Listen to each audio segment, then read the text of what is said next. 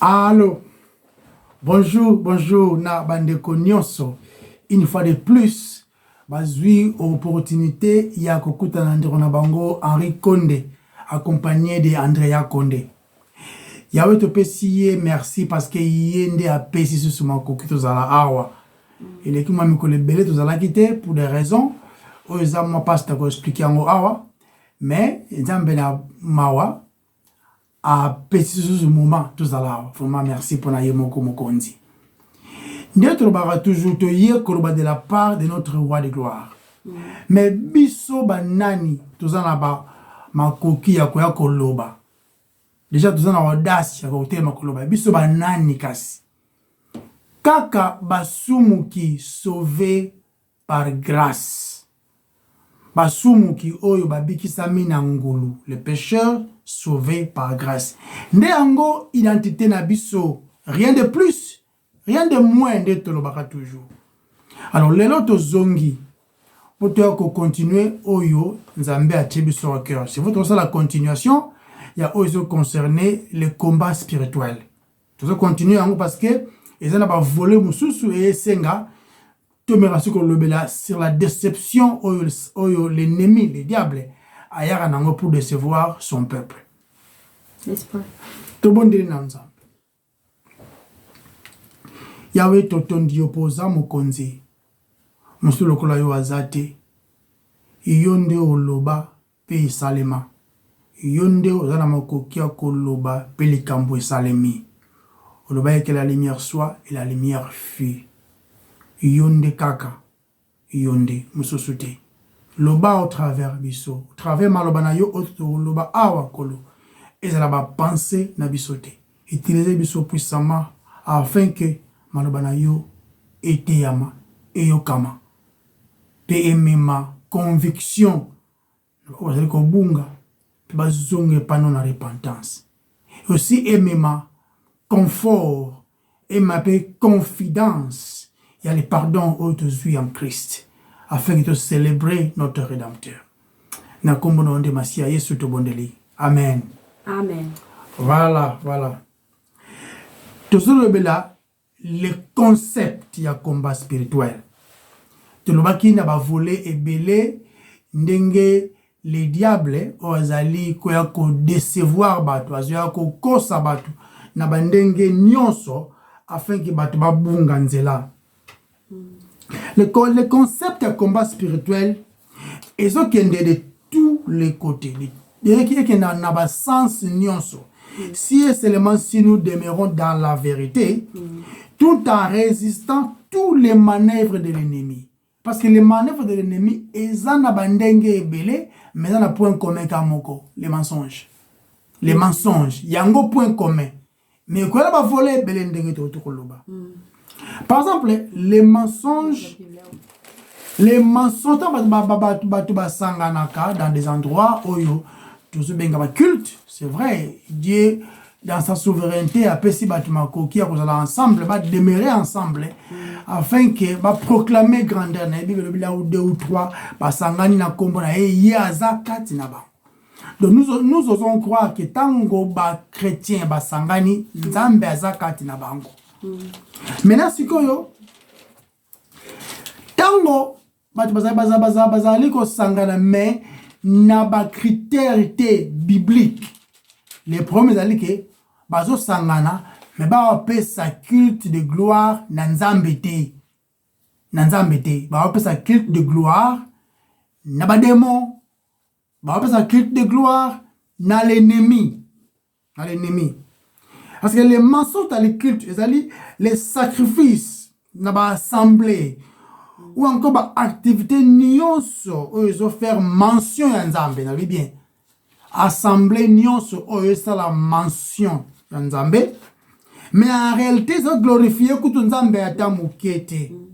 De ce fait, ils ont insisté à ils ont sacrifié dans les démons. Au cours de la sincère ndengenini.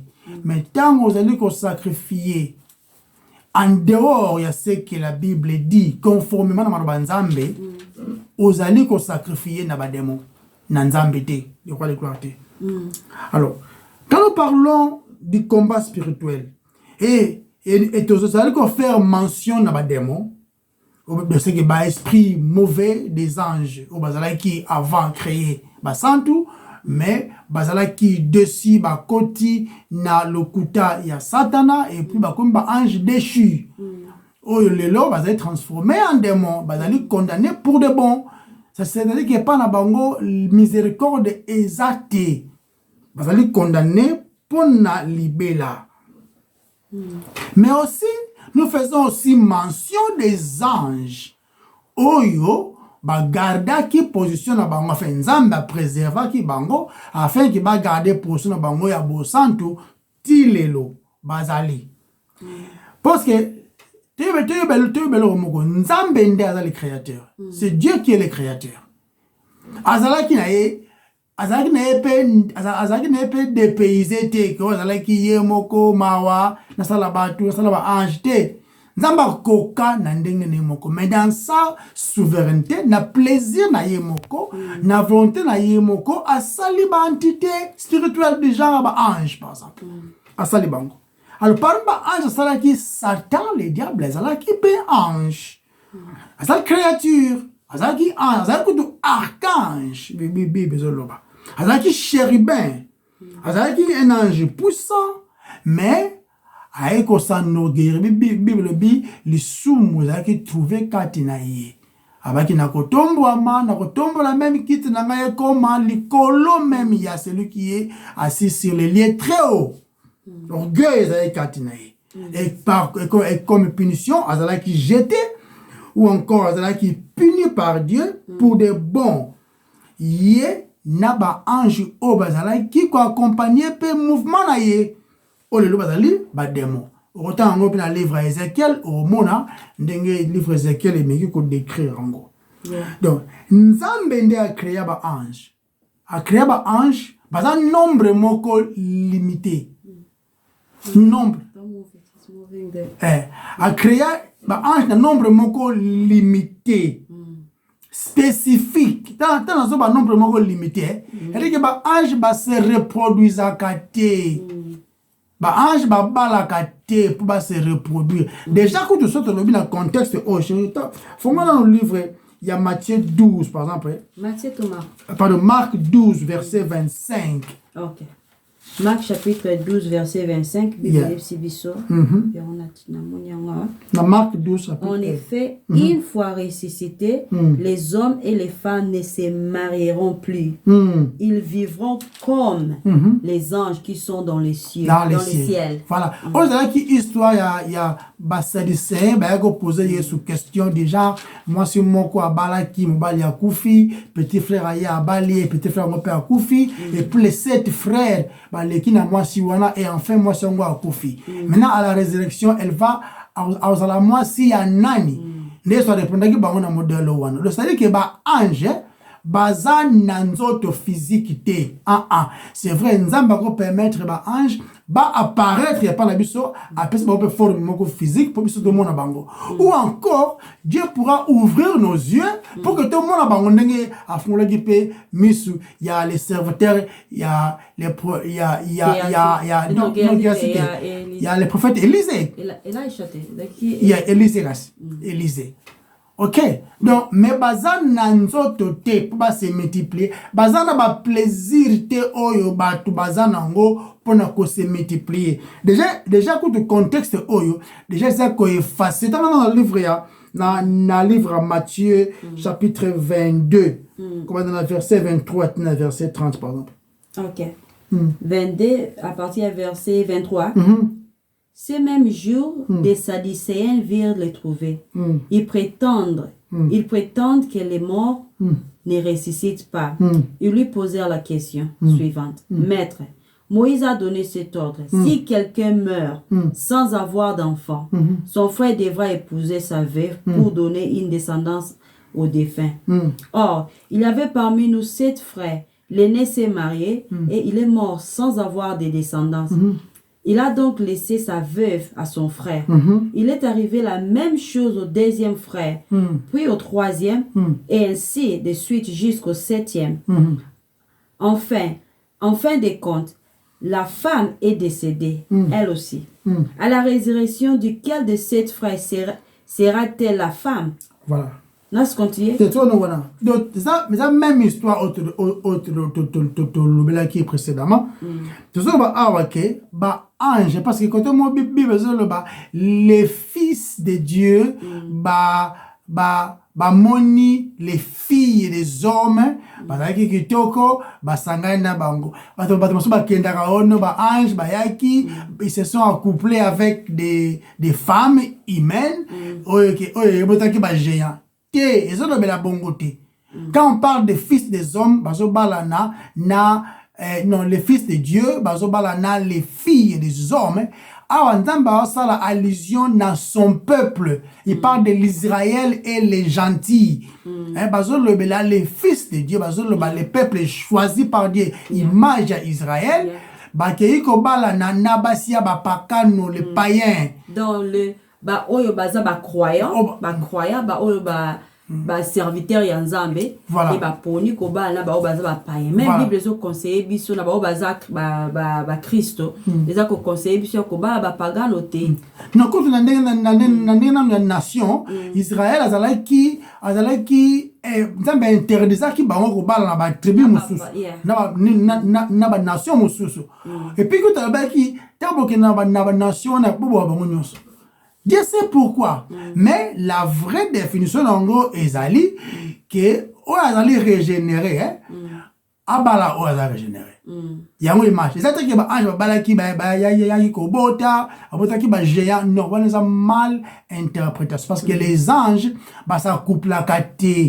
Ça couple la kate. Il y a pas un nombre, non, moi na ange Gabriel, moi na ange soki ange Michael, ezate.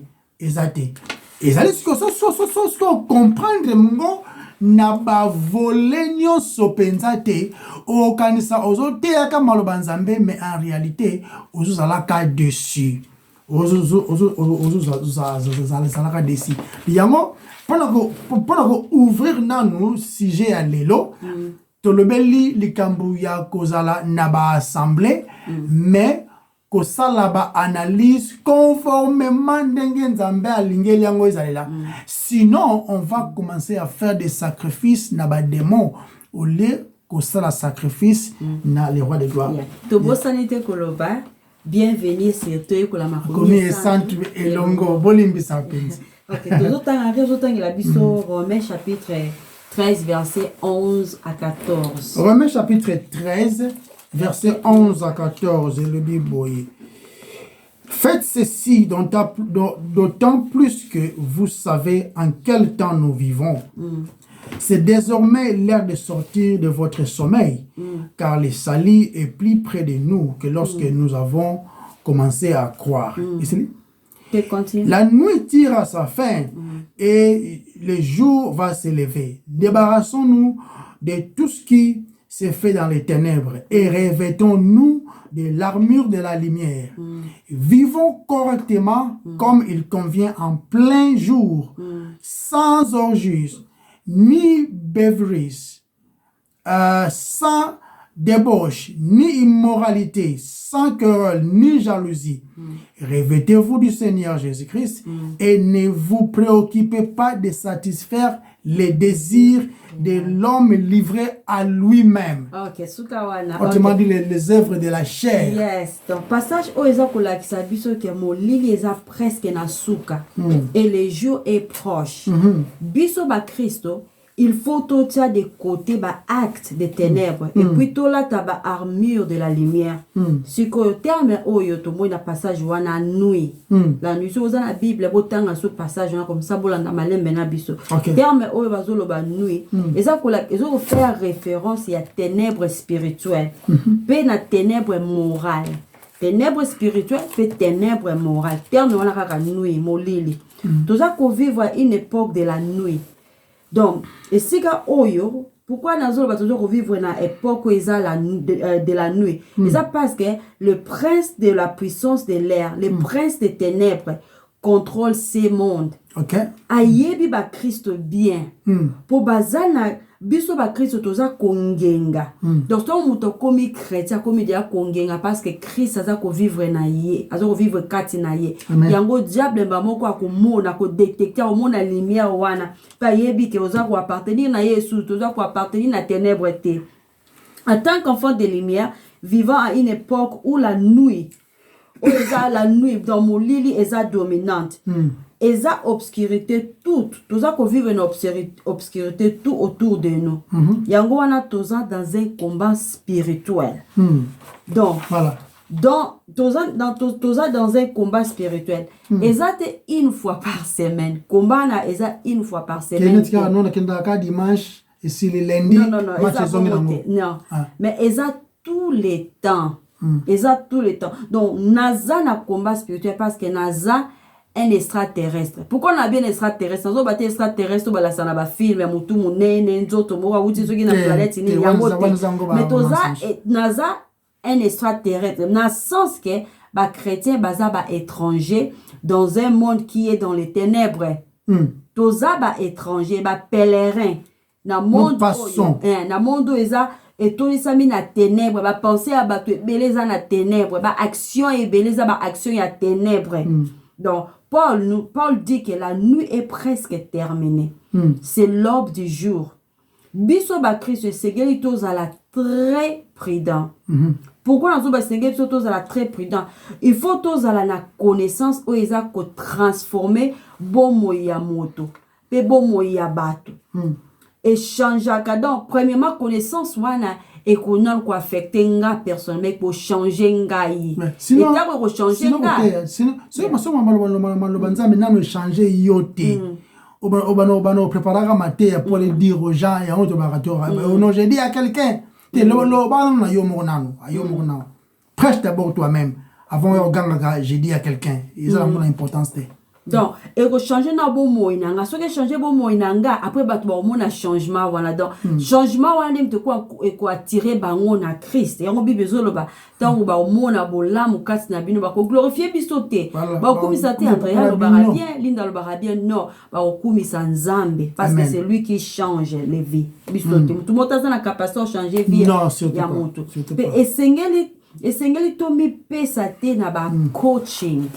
Et c'est ngeli to bi pesa te ba coaching wana isa ba encourageur la société on ata o baza ebele ba to ba encourager ka bato et sengeli te to mi pesa na bango to yoka ka bango to yoka o ma to na pesa sengeli coaching ya solo encouragement ya solo eza sans ruse eza ka na ba écriture eza kaka na bécriture parce que ebele ya ba coaching ebele ya ba encourager ya ba encouragement eza ko se promouvoir mutaza na besoin ko milakisa aza na besoin azwa attention ya bato mais tant biso tozolobela sur Christ tozolobela sur maloba nzambe tozolobela bato na Christ parce que maloba tozolobeza ya biso te eza oyo ekomami na Bible. Amen. Tozala prudent makasi na bato oyo bamemaka déception parce que derrière eux, l'ennemi se cache.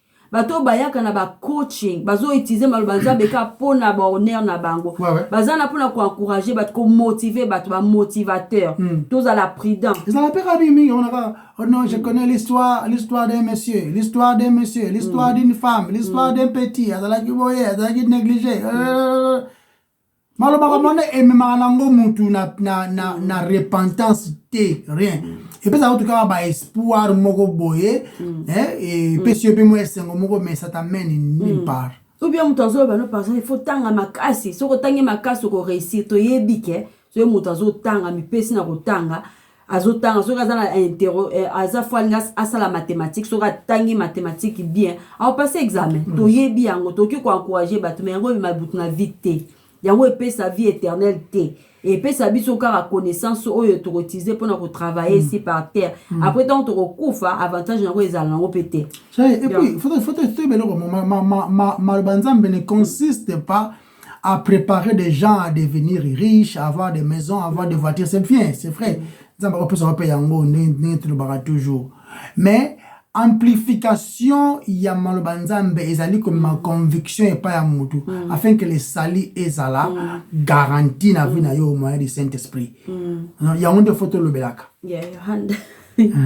Yeah, oza solo. Donc, kolobela batu sur la vie éternelle, kolobela batu sur maloba nzambe yango eza. Yango le message de Christ déjà. Yeah, yango. Donc, mon souci ya matéya eza ko sembler loko la vérité parce que ça ba encouragement, parce que toza besoin ba encourager, toza na besoin batu baloba bolamu pona biso. Baloba biloko oyo ko sala ke ou ya solo alobi pona nga alobi naza mutu malamu. Yango biloko to yo to linga koyoka. Par exemple, eza na pasteur moko ya mwasi na kombo ya pasteur Joël na Congo, aza coach, aza encourageuse baba. Aza mutu bato encourageable, bato ba motivatrice. Yeah? Aza motivatrice. OK. Ba titelanga déjà ba mateya na ye na WhatsApp. Donc mateya na ye belé oyo ngala yoka soit nika na bi batindelinga na WhatsApp ezaka ba conseil. Zaba conseil. Mais mingi eza biblique te. Mais eza côté ya culture congolaise. Mais bah tu sais passage mouké ya mingi kotuté. To baka nyonso. Eza lango biblique te. Mais eza ba réalité moko boye. Et puis lango monté ya ba Congo. C'est pourquoi eza ko sal eza malamu ya ko tala des près ba tactique que le diable utilise contre nous. Pour la nini, afin que nous puissions être forts et bien défendus, tangwaya kanabiso pour nous vaincre, pour nous affaiblir, pour ruiner nos vies. Yango biti ya diable. Azana ayebi que ce muta biki sami, ce muta za sauver, ako tika la kubungi sa salut na yete. Mais Azana a besoin d'affaiblir yo. Azana a besoin d'une vie chrétienne malheureuse. Azana a besoin d'une vie chrétienne sans efficacité dans la montée. Sans substance. Yeah. Yango bit na so ki oza chrétien. Et lo comme molimo mo santo ataka na biso, eza l'amour de la parole de Dieu. Voilà. Parce que na ba o baza sauver te, ezate. Et loko liboso nzambe ataka, le Saint-Esprit met dans nos cœurs tant à sauver biso, c'est l'amour de la parole de Dieu. Désir. Pour yango nde eza épée. Yango pe eza ko exposer monguna. Soki désir ezate, pétant ezate, il faut to mitona soki penza toza sauver. Apôtre Paul azolo bala biso to s'examiner biso chaque jour quotidiennement. Examinez-vous vous-même si vous êtes vraiment dans la foi.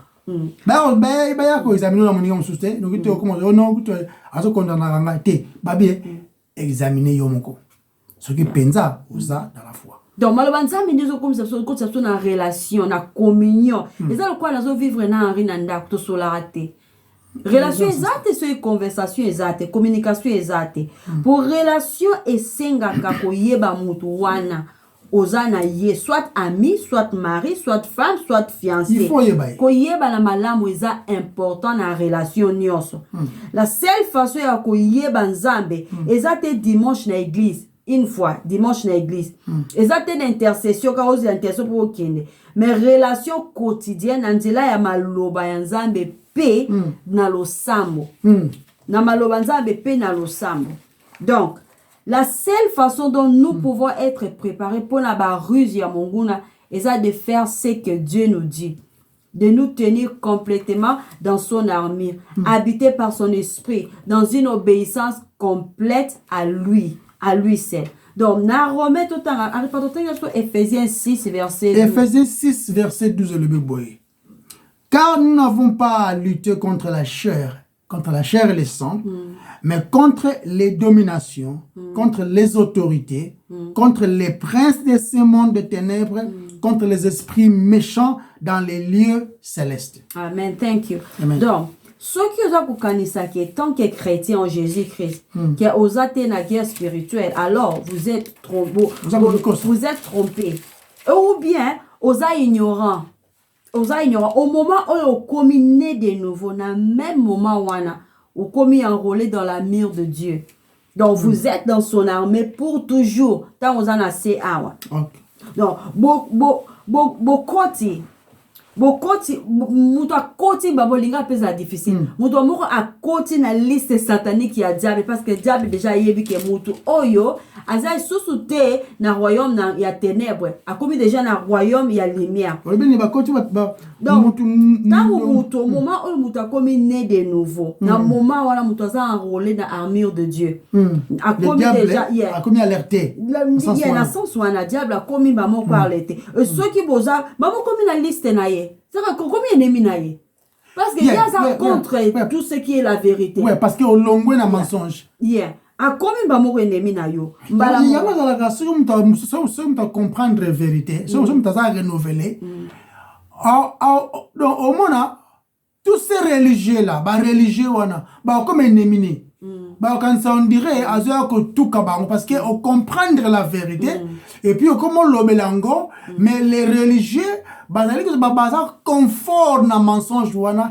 qui ne les amène pratiquement nulle part mais ba comme contre yo parce que yo comment lo ba vérité oyo ko affranchir donc soki boza soki tozali to komi vraiment ba Christ vivant et marchant avec le Seigneur Jésus-Christ ils viendront après vous Satan koya ba ange ba koya diable et ses démons balembara te yango wana ndenge bazali bakolemba te na méchanceté to note peke apôtre Paul aza kobenga te ba chrétien ya kokota na combat spirituel mais aza pete ko expliquer biso ke bitumba yango eza contre les simples hommes que vous affrontez mais aza ko ba biso oui aza contre le ruse du diable une stratégie militaire.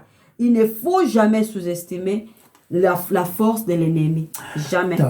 Et ça, contre les ruses. Les ruses, les points communs, c'est les mensonges. Nabando le bela ba assemblée, ba tuba osangana, croyant que ça la culte na nzambe, mais ba ça la culte na les démons. Tout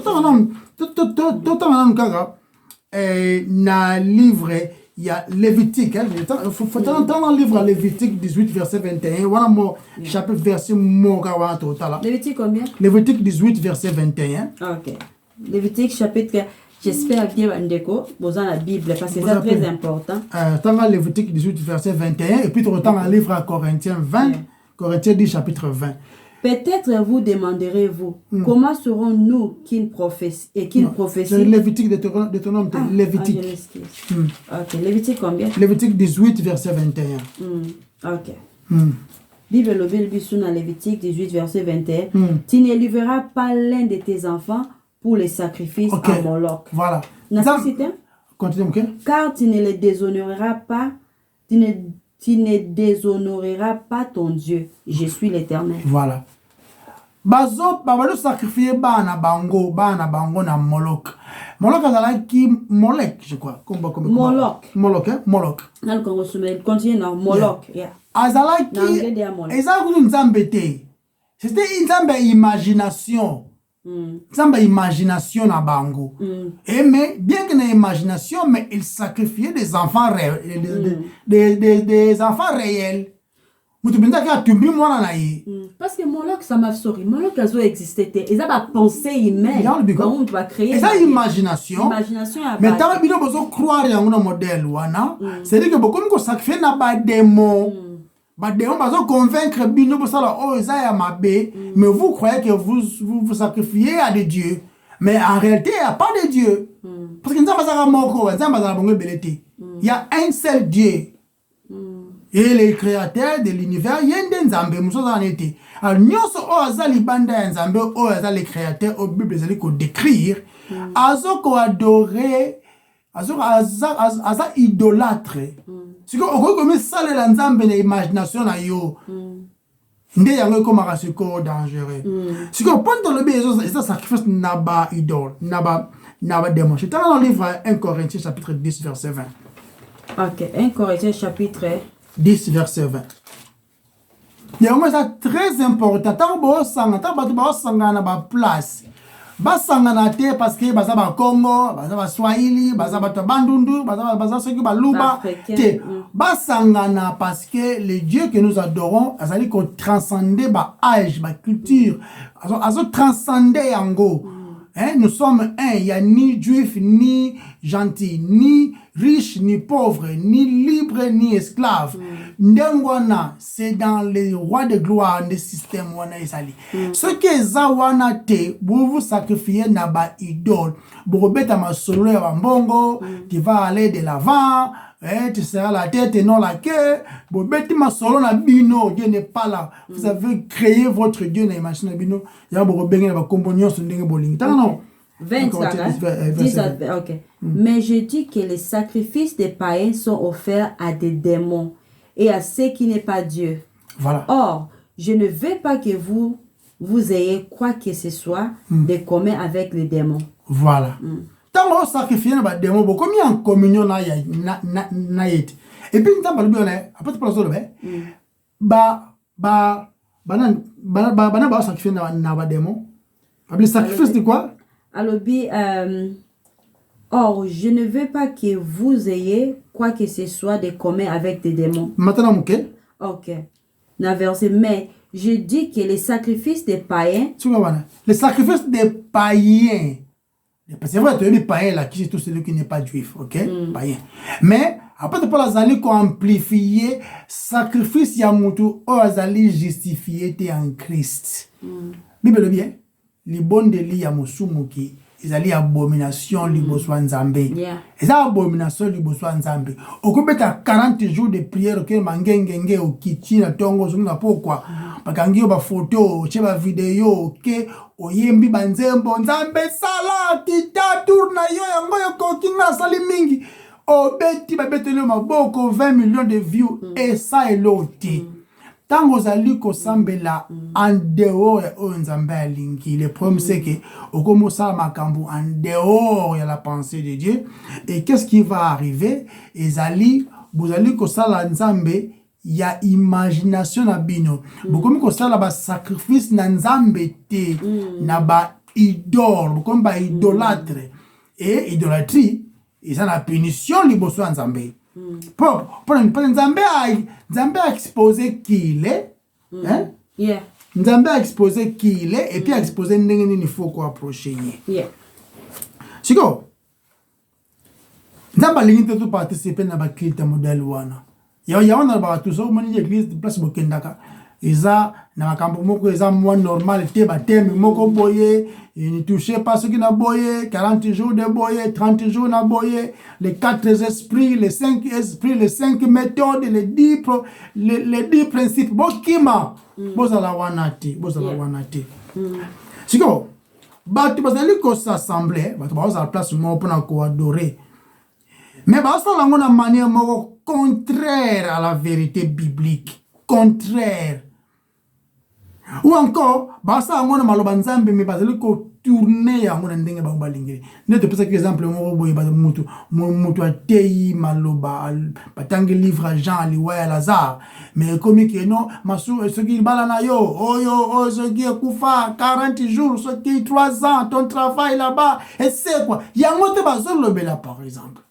Donc, tant que vous allez tourner malobanzambe pour satisfaire vos besoins na bino, vous voulez faire parler la Bible au bino bolingi Bible loba.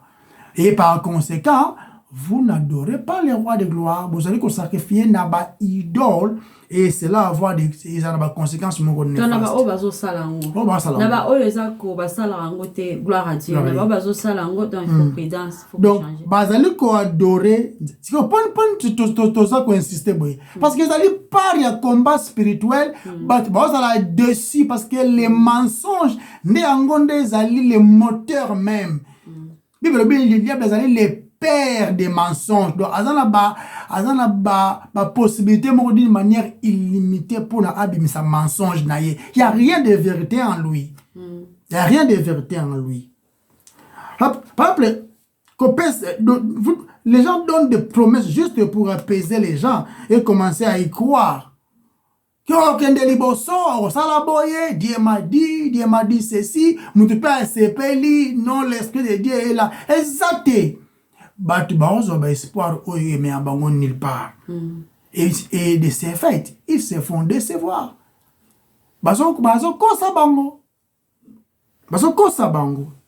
Tala, le diable attaque dans différentes façons. Attaque dans différentes façons. Le diable a un pouvoir. Le diable a un pouvoir de yakosala kinzambe azala glorifié. Azala pouvoir on a dit. Akoki jamais qu'on empêcher nzambe azwa gloire.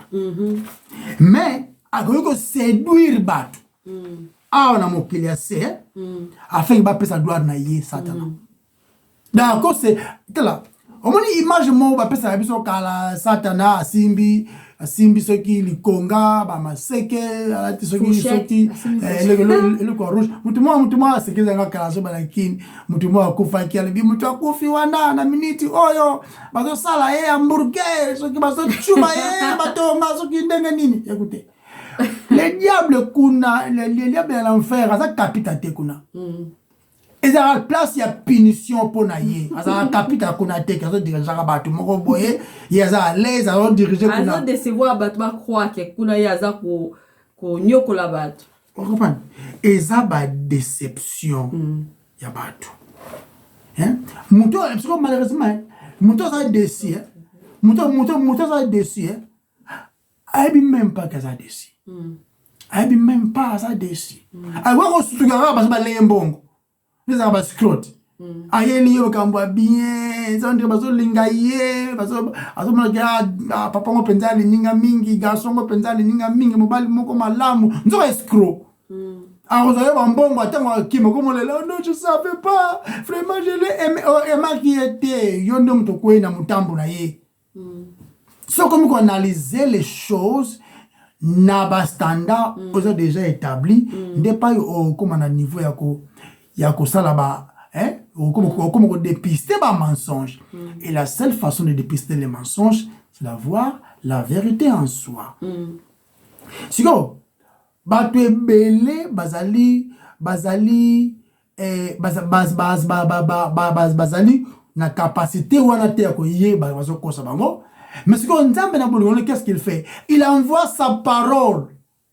Il envoie sa parole na ba Henri Moko Boye, na ba Andrea, na ba John Makafa par exemple, na ba tumusus bazoteya malobanzambe afin que ela musa batu na pongi. Ça nous la pongi non? Nous la pongi pembe na ba ours, na ba tigre, baza pembe no wana. Famo tumo ka beta rambonda pour aganga. La muka danger za wana. So que mungo wana pa mungo surtout qui danger ça awa ndeko comment comprendre ma camp mais mi baza ko la pongiti baza vraiment ko la l'aise kutu ba rolia e pena nyama e ko ba lia ki na nyama vous comprenez ba rolia e bien c'est que biso batu tango tozali koyoka maloba nzambe ezali kelelo ezali alerte nzamba zo ko pesa afin que banana ye balamukana pour babimana les mensonges du diable babimana ba assemblée oyo izo prometaka bango des choses terrestres ils prometaka bango une vie longue mais yemoko abelaka ils comprennent ils prometaka bango bokobote ebele mais yemoko abota péter l'air mususu tout le monde n'a pas place où aller. Dieu est la seule façon de faire ces choses. Et ça, quand dans la prédication de l'évangile, prêcher de tout ça en go boy. Nous allons nous ça en goté. Il y a que ça en go. Donc, tu vas le makambo belé. Oh, ils ont contredire malobanza. Alors, tellement dans un pasteur, dans un prophète de l'éternel, prophète de la nation, dans un qui apporte, les gens, ça va soupeter. Donc, tu comprends que c'est des gens qui mentent. Pour te dire, pose à l'apôtre, critères apostoliques, bibliquement, ils ont dit de un, il faut aux témoins oculaires. Il y a la vie, puis il sait quoi, il y a Christ. De deux, il faut aux la mandater par Yesu, Yemoko, directement. Il ça qu'on apôtre Paul, il y a Souga Koutou. Et puis de trois, il faut à la namakoki, il y a la miracle. Donc, ça miracle était, il y a béni unité. Oh non, moi j'ai les dons de guérison. Et ça a un autre coup. non na rapport médical au moins paysan nango pété donc naso ba batu bazote maloba ndengwana mais bazali kolongwa na ba critères bibliques afin que va proclamer l'évangile vrai et les se fait mingi bazali ko se faire avoir et se font dessus et c'est un discernement pour que vous comprendre yango sinon te bando ba amen na nyonso o za no nzela nzamba za juste Satan a déjà jugé. Nzambe nde juge. Et puis a juste juge. Le diable a l'écoute juge te. A déjà jugé. Parce que y a condamnation na yé, ezali déjà terminé. C'est bon, ezali ndengwana. Et qu'on change sous te. Mais biso to sumuki. Nzambe na souveraineté na yé à permettre Yesoya akufa afin que quiconque croit en lui ne périsse point, mais qu'il ait la vie éternelle. C'est ça l'évangile de Christ. Biso to buki mibe kwanzambe. To buki yango et Dieu étant juste, il faut punir ba miyibi no ba teti ba ndumba neti ba il faut punir bango, il faut qu'il y ait l'enfer. Mais ce qu'on nzambe bango kaka epana ye kaka makambo ngozali, il y a la miséricorde et la justice au même moment. Qu'est-ce que Dieu fait? La punition qui nous est réservée est tombée sur son fils. Et comme Dieu est juste, il ne peut pas nous punir deux fois. Il ne peut pas. Il nous a déjà puni en Christ. Si seulement si on croit en Aïe. Tout le temps on croit en Aïe, on se repentir, on s'allie confiance totale dans Christ. Ne et peut s'améliorer justification au bengami juste le Zambi. Ndeyango l'évangile de Christ, ndeyango faut être amaka tous les jours sur tous les volets, sur tous les volets. Donc Satana ayaka ko tenter ba tout les choses. Na ba différentes façons. Poni poto sumuka. Tango to sumuki ya zate tini dira jamais que oh non, faute nanga été moi je tenté ça Satana ya tenté ngai ko faute nanga été bolimbi sangai zaki ba mvutima papa sio bomaki mutu wana te. Si on viola qui moi na moi sur la non c'est quoi ça qui est on ne sait pas envoûtement personne ne va se tenir devant les rois de gloire pour que nous ayons faute d'engagement j'étais envoûté non mais quand on la juge donc on dit bah on pas mourir dans shop attends la dernière na Suisse ça non juge limbisanga j'ai été envoûté na soki na molimo micro na molimo cop ou bien na molimo soki ya asda qui est kamona soki simba kuti osala condamné pour comme na casier judiciaire ya ke muibi ozo comprendre et diable ya ko tenter biso to sumu attends to sumu ki nzamba za moninga ya masumu te die le péché ba boya ngo tutango yo sumuki oyeli epe mwa banyongwa miki opesi yeke non na sumuka ki 5 fois na kabaki 2 fois omo sakana ye nzamba senga ka ndambu te nzamba senga ka 100% et personne ne peut le donner yangwana c'est en Christ seulement que nous avons la rémission des péchés d'une manière totale yangwana la vie na capacité au ganga même avant kufa tout est accompli. De yango de vérité. Maintenant le diable tango zoko kosa na ba nenos boko moko pesa ba offrande. Na ba décembre bozoya na ba liste, na ba lettre, na ba cadeau, ce qui ndenge nini, nzambe ko la omawa, asala oboyo, vous savez ba résolution, bozo ko tourner en rond parce que vous n'avez pas encore compris quelle est la volonté parfaite de Dieu. Car la volonté parfaite de Dieu, et ça que ngai na yo te ki maloba na nzambe to croire na oye atindaki. Wana nazobla Yesu Masiya et puis ko croire na Yesu Masiya wana ndeto zwibo moya seko yango nde la volonté parfaite de Dieu. Et ça te pour somba bala somba voiture ce qui est moderne. Donc to somba qui micro yangote. Le diable a été comme une image ba maseke na ba libosona yangote. Aya bien. Aya ko pesa yo image le romobe alobaka malamu papa ngasa malamu asala penza a séduire yo a pesa yo genre nyonso ya maloba bien Hein? Au croire yango pe papa on a malamu vraiment quand il prêche mais il te raconte n'importe quoi tu as la kamala tout le monde a monté ça va Joe Austin hein auto malembe na ba États-Unis par exemple ah ben ba Benigin alors alors tout genre ba n'importe quoi moi ben histoire ba Bethel Church par exemple hein na ba kono tout temps tout le ba hote o na tant comme toi no mo bo cheke ga pasteur on de bazala. Donc, à remettre à séduction, post la séduction, hein, et ça coupe sa image et le remords est réel, mais en réalité, c'est en réalité. Et la souka, na yo, pour y a ça déjà condamné, non? Ce qui yo peut comment condamner. Bon, qu'on a ensemble, kuna boza ba mastate, il y a ça na mbandona, yo peut ça mbandona yo. C'est comme ça.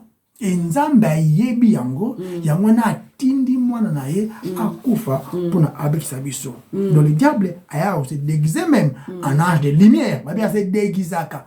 Hein, alors peut sa image que ça penza bongo. Mais en réalité, ya bongo te. Tout le monde na ba fina bana, tout na ba Nigeria. Oh pasteur ce qui David, oh pasteur ce qui Mafron, ce qui pasteur ce qui Bibi, ce qui Nengen et tout. Talaka. Ils disent, c'est dans le Congo, français que banda, moi je te dis, en réalité, et ça séduit beaucoup de gens. Parce que la vérité reste la vérité. Ah, tu l'auras précis. Henri Condé, Andrea contrôlera précis. Nous ne parlons pas de nous. Parce que nous ne sommes rien du tout, rien de plus, rien de moins. Nous parlons de la vérité qui est Christ, parce que Yende est digne de gloire. C'est moi là, dans l'église est belé, chérie. Les prédicateurs mingli, bazali aveuglé, na succès. Papa, Théa, vous avez un zambé. Vous avez un bien. Bazo pesa après ça va prophétie au de ça les manangote non je vois quelqu'un à mon appel le côté mais on a remarqué à continuer kolobaka ndengwana bien que malobanzambe zo le belaye autrement mais parce que les gens l'acclament à Kansi on dirait à une approbation en Zambie et malheureusement ils vont finir en enfer ndengwana il y a moi toujours bête ma solo awa que les mensonges du diable ndezali mais biso nzambe pesa biso faveur to la muka to mona vérité to mona pe mwenda afin que to démériter na ténèbres yango celui qui me suit ne marchera jamais dans les ténèbres car je suis la lumière du monde yango yesozali to na ngato continuer na modèle wana na yo o tangela la passage okay na nazongi susu que apporte pour notre ennemi les a battuté ennemi na biso ezal de monguna le diable donc quand il s'attque que batunde baza banguna na biso non c'est ce qui contrôle la personne qui est mon véritable ennemi ennemi na yo na nga eza battuté eza no côté noko na mboka te eza tante na yo te eza tata mwasi na ngai te ya ka tante eza bana te mais eza le diable c'est pourquoi nzambe ayebisi biso constamment na Éphésiens soyez diligents pour préserver l'unité de l'esprit dans les liens de la paix. Donc patron na yo aza ennemi na yo te aza raciste aza ennemi na yo te non. Eza ko contrôler la personne. Si ton mari donne eza ni mobali na yo ni ta femme batu oyo to salaka na bango basa bango na biso te. Non, c'est le diable. C'est le diable. Yango oza komona toza ko se battre les uns contre les autres. Toza ko se battre. Yango pour la lobby, la chair et le sang ne sont pas nos ennemis. Et surtout terme tozo utiliser bango baza mindele, bango baza ba noir. Toza être humain comme moko, mais to lingalité. Tozo utiliser terme ba racisme pour na ko justifier ko yina baninga. C'est ça ma bé. Notre ennemi, c'est le diable. Donc, soki ozali to soki oza blessé na comportement moko ya mutu to na sima ya tromperie ya bato na sima ya biloko wana nyonso et se cache l'ennemi l'ennemi oaza spirituel. Paul a expliqué biso sur la vraie bataille et ça contre une hiérarchie d'être supernaturel, invisible, maléfique. On va organiser, peut déterminer, à perturber, à décourager, à désillusionner, à gêner.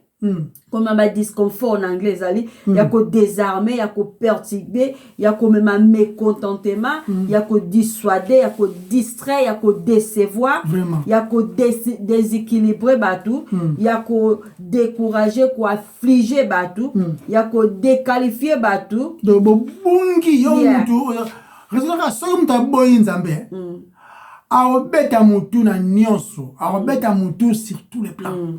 Donc, but c'est-à-dire à même inquiétude, à déposséder yo, à déranger yo, à diviser yo, à détruire yo, à tromper. Hein? À déposséder yo nandeni. Donc, dans le sens c'est que ndeka na bakipso to jamais posséder na l'esprit éternel. Mais la sens que na fanatiser terme à distraire. Non, c'est vrai. Au moins ceux qui au Nangambu, osa osa possédé par l'esprit de lumière. Le diable, qu'est-ce qu'il fait? Ah bah tromperie na ya a dépossédé yo no olongwa kuna okoma sokoto mais heureusement quand vous a sauvé à solo vous a sauvé vous a sauvé bah on va sauver ne pas sous l'emprise des ténèbres. Donc bah être supernaturel, invisible et peu maléfique baza na but na bango eza ya koluka ko mema ba chrétien à douter la parole de Dieu. Même ya ko douter fidélité pe bonté ya Nzambe. Avec na Ève. Abina Ève mais Nzambe yeba ki soko liembu mala okoma lokola ye. Donc but na yeza ala kiza Ève ke Nzambe za fidèle. Nzambe pesi bino eza malamu ta bombeli bino o eza ya motuya. But neza ki wana. Yazo continuer donc est-ce qu'il changer na ba stratégie na. Non. Mais passage oyo to wuti kotanga na Ephésiens chapitre 6 eza kolakisa biso très clairement que le mal n'est pas une force imaginaire et inanimée mais eza plutôt un mal actif peut organiser perpétré na monguna oyo aza invisible préparer eza planifier eza accidenté so danger ce que ça que parce que mutu a planifier ngo oyo organiser ngo aza ennemi ou aza invisible bien que non invincible. Donc ba chrétien ba salaka face à trois ennemis mingi ba ebité mais trois ennemis toujours faire face. Le monde est contrôlé par Satan. Henri, que Jean 1 Jean chapitre 5 verset 19. 1 Jean chapitre 5 verset 9. Non, 19. Verset 19. 1 Jean. 1 Jean, est-ce que dans Lucas, déjà. 1 Jean chapitre 5 verset 19. Chapitre 5. Verset 19. Yeah. Première lettre de Jean chapitre 5. On a vu, verset 19. Et le Bible. Verset 19. Nous savons que nous appartenons à Dieu, alors que le monde entier est sous la coupe du diable. Donc, dans Luc, chapitre 4, verset 6 à 7. Luc chapitre 4, verset 6 à 7. Dans l'obligation que le monde, c'est-à-dire dans le monde, tout le monde est sous contrôle, il y a Satan. Ok. Luc chapitre 4, verset 6 à 7, le Bible.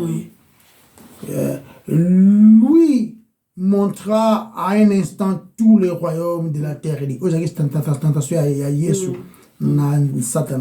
Je te donnerai la domination universelle ainsi que les richesses et la gloire de ces royaumes. Car tout cela a été remis entre mes mains et je les donne à qui je veux. Ok. Donc là, Ephésiens 6. Donc, notre habitude, on a tout ça faire face à trois ennemis. Premièrement, on a cité le monde, on a dit contrôlé par Satan. Et deuxièmement, on a la chair. La chair, donc, la chair est qui tombée dans Adam, est qui influencée par Satan et le monde qu'il contrôle. La chair. Et ça, là, qui chair, n'a besoin de ça parfait à cause de ma soumu. Tant Adam Koufaki, tant Adam soumu kaki, batu nyonso babotami na Adam, babotami basumu ki.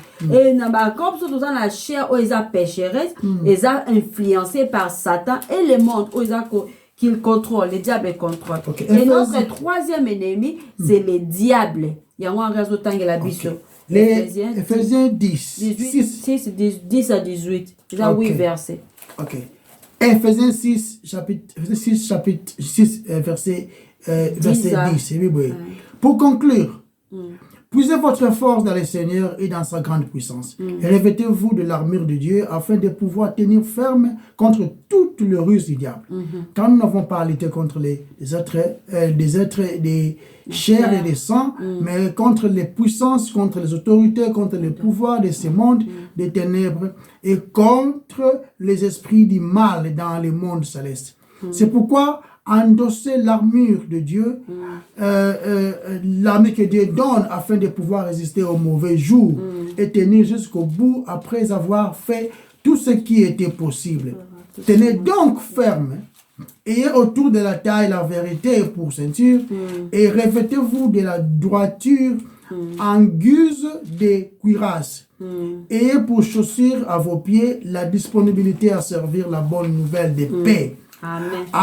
En toutes circonstances, saisissez-vous de la foi comme d'un bouclier avec lequel vous pourrez éteindre toutes les flèches enflammées du diable. Prenez le salut pour casque et l'épée de l'esprit, c'est-à-dire la parole de Dieu. Amen. Donc, Paul a concentré sur l'adversaire spirituel. Ok? Car il faut qu'on se rappelle que faut se rappeler de ces trois divisions.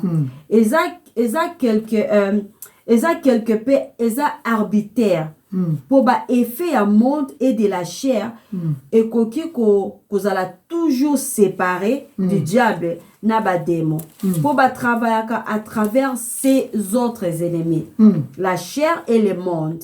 Ok? Dans une vraie guerre spirituelle, expérience n'a chrétien et ça aura parfois tu connaîtras des victoires et des défaites dans les batailles spirituelles.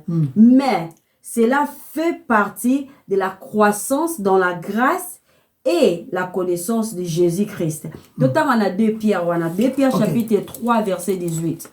2 Pierre, chapitre 3, verset 18. Mais croissez dans la grâce et dans la connaissance de notre Seigneur et Sauveur Jésus-Christ. À lui soit la gloire, maintenant et pour l'éternité. Pour nous, c'est la Romains 12. Ok. Maturité dans notre marche chrétienne.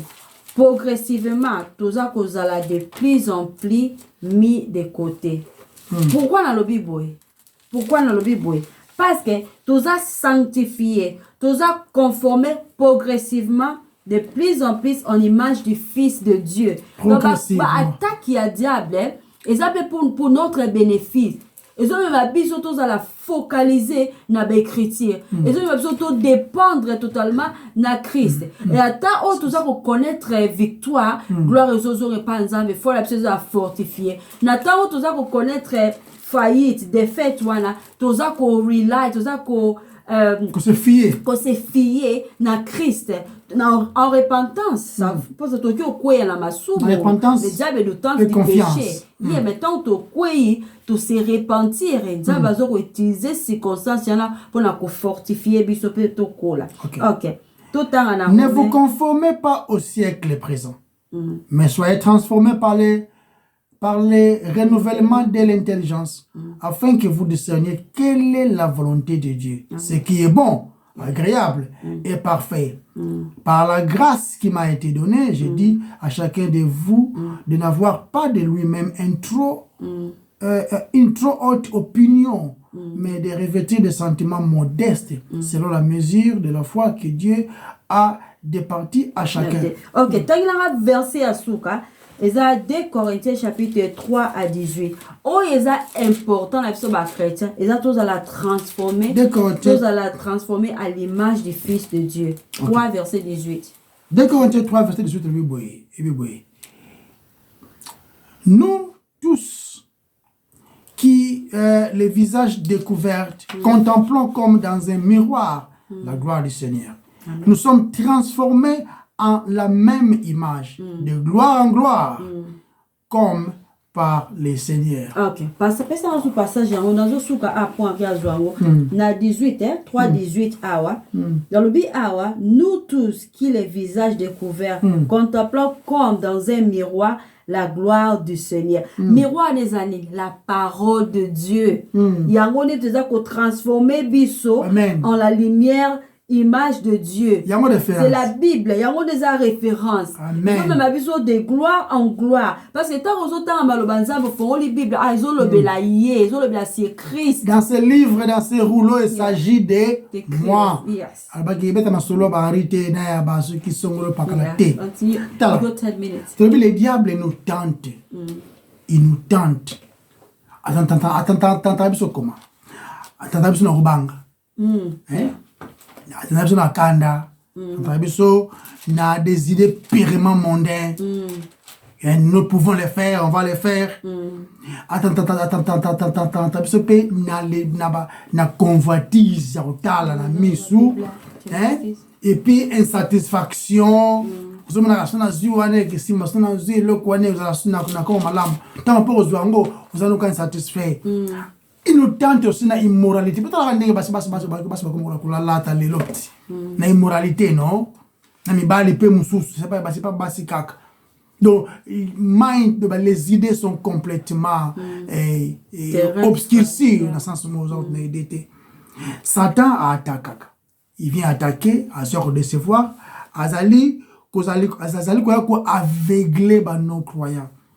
Na le black qui joue sur le péché et il y a une forme belée et ben un pécheur mususu na wana terme moko na hébreu et ça va que nous ezio ko aveuglé et puis ezio ko même rébellion et il y a une transgression au yebi et ça ni c'est que le diable fait ezio ko pesa au comme un défi contre Nzambe. Satan a influencé même la façon dont les femmes se comportent. A influencé les lots. Alors, depuis des années, des âges, babillement, apparence, et ça lui déterminer succès. Ailleurs, ça déterminer succès à Batou. Basé na la classe au salaire qui basé na ndako somba basé na loko joie qui non o simbate pour aux la très belle faux à la taille 8 taille 10 taille 0 mbali posa malamu foza na ba paquet belé ba paquet 6 dans le but que la gym testé on est ensemble là mais azoninga à définir yo quels sont les critères posés à la erreur il faut boyer il y a un peu besoin il y a un oiseau quoi aveuglé parce que dans 2 Corinthiens chapitre 4 verset 4 Babi le Dieu de ce monde a aveuglé leur esprit et les empêche ainsi de voir brûler la lumière de la bonne nouvelle qui fait resplendir la gloire de Christ. Lui qui est l'image de Dieu n'a pas immoralité, n'a pas insatisfaction, n'a pas désir, la convoitise de la chair, la convoitise des yeux, l'orgueil de la vie. Et puis na dégoût ya malobanzambe, dégoût lingi kuti yangote. Tala. Na neno su dia ya ko tan ko ya ko bebisa batwe ko ya ko trick batwe. Na banzembo, botaka banzembo tibino moko. Des chansons soi-disant chrétiens mais qui ne contient que des sentiments, des émotions, et puis ça tellement vide dans la carte, tu ne comprends même pas. C'est vague. Tala, tu peux te expliquer vague à mon désarrêt. Beaucoup de les bandits, tout ce qui est créé était si bon. Voici l'homme et son image. Au bêti combat Nzambe na kati, au bêti omuninga bali, c'est là par exemple. Même les balles, même jour, même bateau, même bilamba.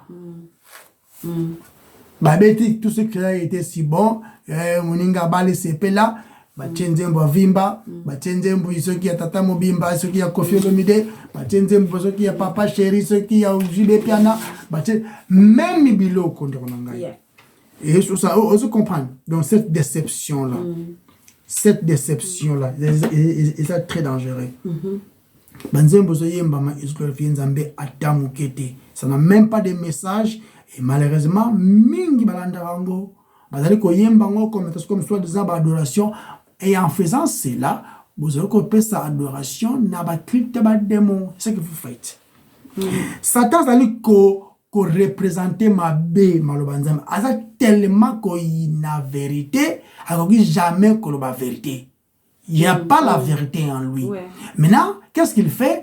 Aya a toujours kobebisa, aïe pas Eve, non? Aïe bise, mais est-ce que bah c'est qui vient te bolia? Toujours pour amaka doute. Et puis dans doute, qu'est-ce qu'il fait? Aya ko attaquer foi. Aya ko attaquer foi en amenant la peur même. Et puis même une fausse parole. Oh, je veux te prospérer à tous égards. Mais yemom tongo azobela. Yemom tongo azonuna. Mais azote ya yo prospérité ce qui n'engeni yambote.